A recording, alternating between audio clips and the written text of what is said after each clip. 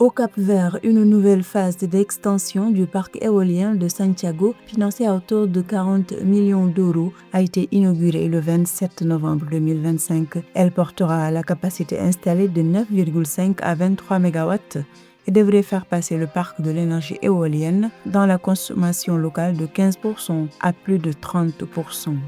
Les institutions publiques africaines gèrent désormais plus de 1000 milliards de dollars d'actifs. Cette progression spectaculaire est portée par la croissance des fonds de pension, des banques centrales et des fonds souverains sur le continent.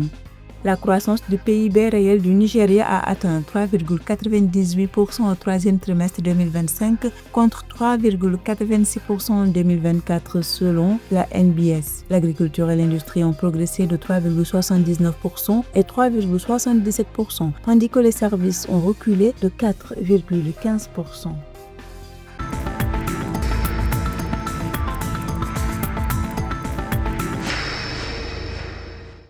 Au Cap-Vert, les autorités ont inauguré le 27 novembre 2025 une nouvelle phase d'expansion du parc éolien de l'île de Santiago, marquant une avancée majeure dans la transition énergétique du pays.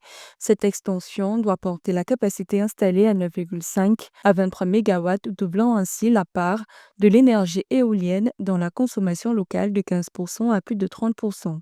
Avec un investissement de près de 40 millions d'euros, ce projet est présenté par les experts comme un jalon clé pour renforcer l'autosuffisance énergétique de l'archipel, encore dépendant des importations de combustibles fossiles. La valeur de l'investissement s'élève à 40 millions d'euros. Il permettra d'augmenter la capacité installée de l'énergie éolienne à Santiago de 9,5 MW à 23 MW, soit une hausse de plus de 130%. Cette extension fera passer la part des énergies renouvelables dans la consommation électrique de l'île de 15% à plus de 30%.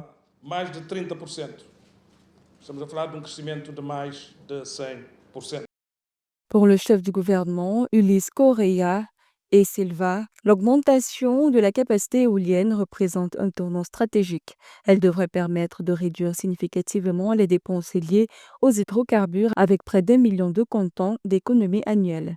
Le Premier ministre souligne également que cette montée en puissance des renouvelables renforcera la sécurité énergétique et contribuera à l'un des projets prioritaires de l'exécutif, atteindre d'ici 2026 une couverture électrique de 100% contre 88% actuellement. Premièrement, ce projet permet de réaliser des économies importantes avec près d'1 million de comptants d'économies annuelles sur les importations de carburant.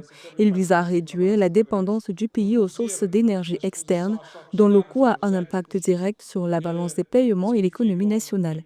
L'objectif est également de créer les conditions pour diminuer significativement la facture énergétique des ménages et des entreprises tout en renforçant l'autosuffisance énergétique du pays. Mais cette ambition s'accompagne aussi des défis immédiats. Après les perturbations récentes sur le réseau de Santiago, le gouvernement reconnaît les difficultés tout en assurant que la situation revient progressivement à la normale.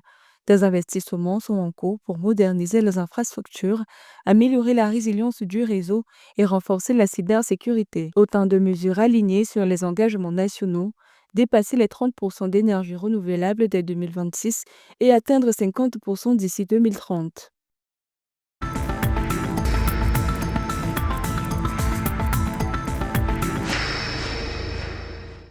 Un montant historique de 1000 milliards de dollars d'actifs est désormais géré par les institutions publiques africaines, d'après l'organisme de suivi des fonds souverains Global SWF. Cette hausse significative est le résultat de la forte progression des fonds de pension, des banques centrales et des fonds souverains. Elle marque également une tendance du continent à se tourner vers ses marchés domestiques pour pallier la réduction des financements internationaux. En 2025, la création de 5 nouveaux fonds souverains a porté leur nombre total à 33 en Afrique, la Libye conservant sa position de leader avec 68 milliards de dollars d'actifs.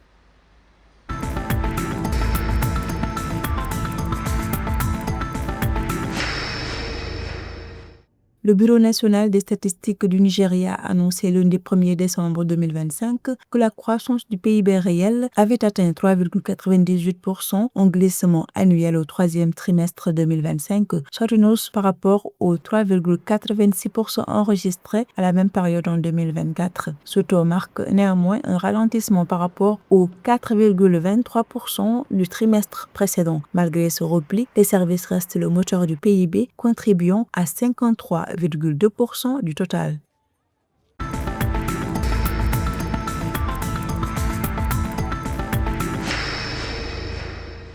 La filière bois reste le principal moteur des exportations camerounaises en 2024, avec 122,2 milliards de francs CFA de recettes générées par les sciages de Sapeli et d'Iroko. La plus grande part revient aux ventes de sillage de Sapeli sur les marchés internationaux qui ont rapporté 73,9 milliards de francs CFA en 2024 contre 84,6 milliards en 2023, soit un recul de 10,7 milliards de francs CFA en un an. Les exportations d'Iroko scié, quant à elles, se sont établies à 48,3 milliards de francs CFA en 2024.